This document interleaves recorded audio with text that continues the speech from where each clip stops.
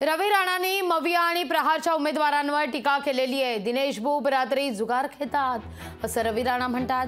बळवंत वानखेडेंच्या मतदारसंघात अंधार आहे असं देखील रवी राणांचं म्हणणं आहे। मतदारसंघातील जनता वानखेडेंच्या विरोधात आहे, पण काही लोकांनी त्यांना लोकसभेकरता आग्रह केलाय असं राणा म्हणतात।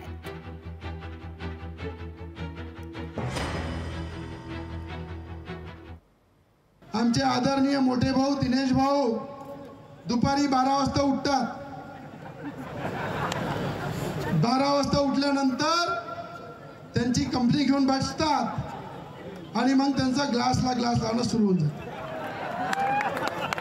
आणि संध्याकाळ झाली तर जुवा खेळतात।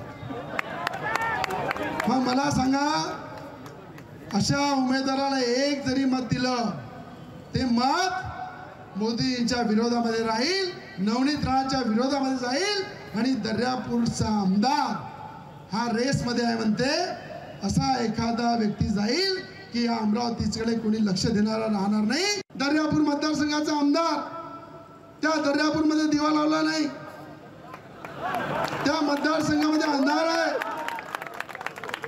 त्या मतदारसंघाची जनता विरोधामध्ये आहे, पण त्याला लोकसभा लढवण्यासाठी काही नेत्यांनी आग्रह केला।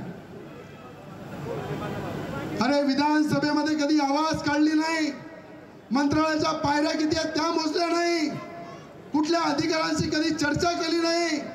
तो व्यक्ती जर लोकसभेमध्ये पाठवला तर एक लक्षात ठेवा, हा जिल्हा 25 वर्ष मागे जाईल। लोकशाही मराठी ऐका, पहा, जागरूक रहा।